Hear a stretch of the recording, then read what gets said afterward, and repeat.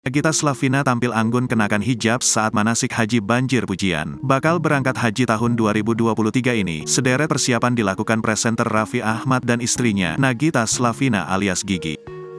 Tak cuma soal dokumen dan surat menyurat yang jadi persyaratan, Raffi dan Nagita juga mulai mengikuti manasik haji.